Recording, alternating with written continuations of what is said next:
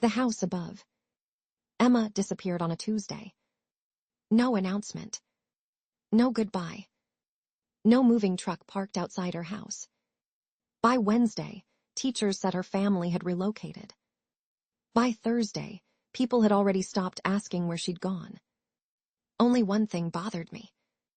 Every night, the light in her bedroom still came on. Emma's house wasn't remarkable. It stood at the end of an old residential street behind an iron gate that no longer closed properly. The paint had faded years ago, ivy crawled across the brickwork, and the roof sagged slightly in the middle. 3 floors.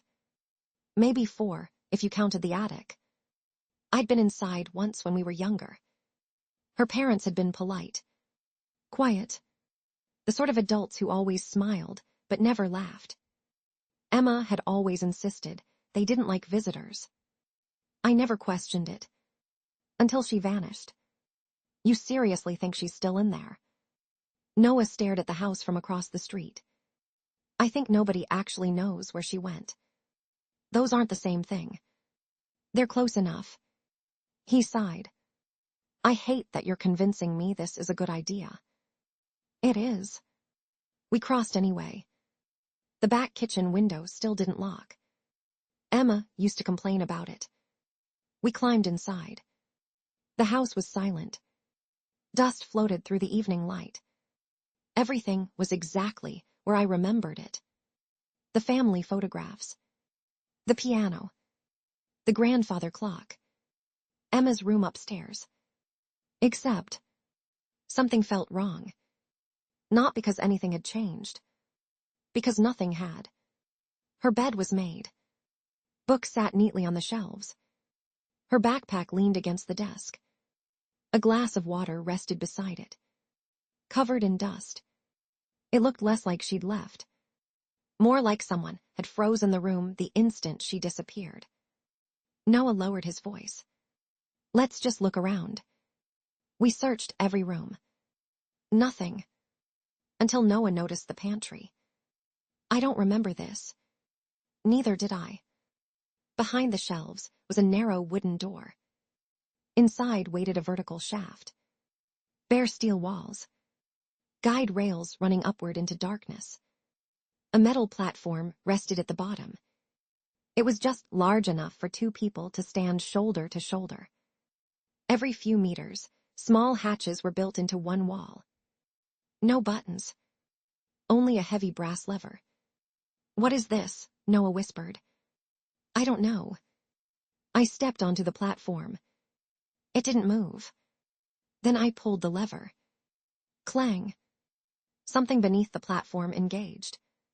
With a deep mechanical groan, it began pressing us upward.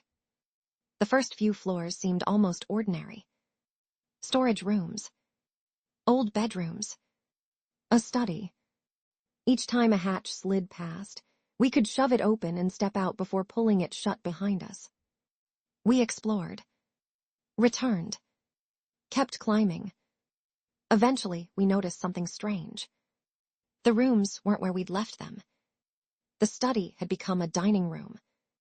The bedroom had vanished. A hallway now ended in solid brick. The house changed. No. I looked toward the shaft. The floors changed. The shaft hadn't moved. Everything around it had.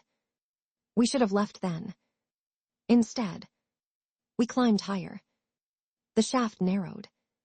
Slowly at first. Our shoulders brushed the steel. Then our elbows. The platform remained exactly the same width. Its edges scraped against the tightening walls with a long metallic scream. Each floor became stranger. A library filled with books that had no titles. A greenhouse where every plant leaned toward us. A room containing nothing except hundreds of family portraits. Emma appeared in every one. Sometimes as a child. Sometimes older than her parents. Sometimes standing beside people who looked almost human. Almost. Noah wanted to leave. I wanted answers. I was recording everything on my phone. If nobody believes us, I whispered, at least we'll have this. Eventually, the hatches stopped appearing. The shaft continued climbing. Narrower. Higher. Until one final hatch. Black. Already open a fraction. I pushed it wider. A corridor stretched into darkness. Yellow lights glowed overhead. The wallpaper looked newer here. Cleaner. As though this floor was lived in. We stepped off the platform. The hatch closed behind us. The platform continued upward by itself until it disappeared into the darkness above. For the first time, there was nowhere left to climb. The corridor ended at a sitting room. A fire burned quietly. Tea sat on a table. Still warm. Footsteps echoed somewhere nearby. Slow. Measured. Someone was coming. Noah grabbed my arm. In there. We slipped into a side room and left the door barely open. The footsteps continued. Closer. Closer. Then stopped. The handle turned. The door opened. Emma's father stood in the doorway. Gray sweater. Neatly combed hair. Kind eyes. For one impossible second, I wondered if we'd made a mistake. Maybe Emma really had moved. Maybe we'd broken into an innocent man's house. Then he smiled. Not unnaturally. Not too wide. Just enough. Enough to make every instinct in my body tell me to run. His eyes settled on us. Not surprised. Not angry. Disappointed. Almost sympathetic. I'm afraid, he said softly. You weren't supposed to climb this high. Silence. He glanced toward the corridor. You were meant to leave before you found this floor. He sighed. It's always the curious ones. Someone stepped into view behind him. At first, I thought it was Emma. She stood perfectly still, watching us, smiling. Then she moved. Not incorrectly. Not impossibly. Just wrong. Like someone performing the memory of being human instead of actually being one. The hallway lights flickered. For less than a heartbeat. The smile remained. Everything else didn't.